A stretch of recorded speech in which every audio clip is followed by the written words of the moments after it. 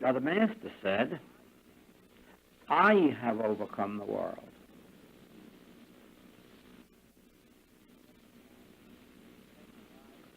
The question arises, how did he overcome it?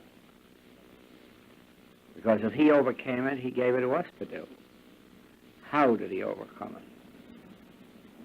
And the answer we've seen must be through that is because he gave no power to anything for good, why callest thou me good? He gave no power to anything for evil. What did hinder you? Pick up your bed and walk. So he gave neither power of good nor power of evil to anything. So he too then must have seen the word is or am. Moses used the word am, and he used am. I am. So I am overcomes the world, or is. I am, he is, it is. And here is one that is very important.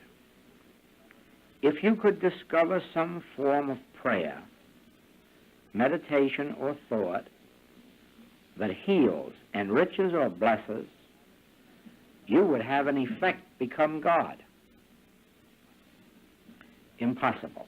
Only God is God.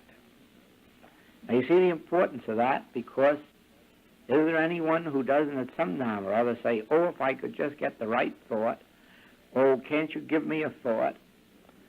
Or don't you have patients and students who say to you, will you give me a thought on how to find an apartment? Or will you give me a thought on how to get employment? Or will you give me a thought on this condition? And the answer is, if you could give them a thought that would do the work, that thought would be God. Then you'd want to use the same thought when the next case came up the same way. And there is where you would be fooled.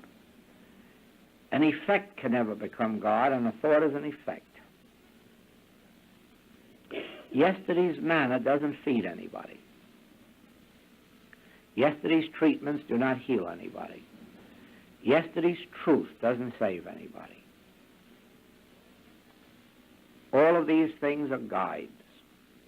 When you're up against the real thing, you will find out that there isn't a thought anywhere that will save you. There isn't a thing anywhere. You will have to get God itself if there is one.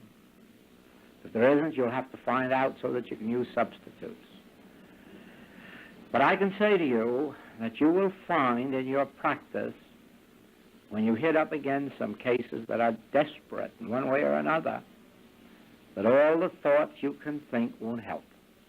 And all the truth you've read in books won't help. And the reason is that only God can help. And you have got to bring God to the scene. And if you can't, there's going to be no help. Now, God, we can have helps toward bringing God. Just reading a passage like these will put our thought in the right direction. It will stop our going off in a wrong direction. And in that way, it'll be a help. But if it gives us a faith in the sentence or statement or thought, it is throwing us off the track. And it is preventing us from actually realizing God. If we were out in the ocean in a rubber boat, there are no books written that would help. There are no thoughts that man could think. There are loads of thoughts that would comfort him while he was dying, but it wouldn't stop his dying. One thing alone would save the situation out there, if you could bring God or the Christ to that scene. Then you need have no fear. Everything would be taken care of. So that sooner or later you must come to the position of being able to sit like this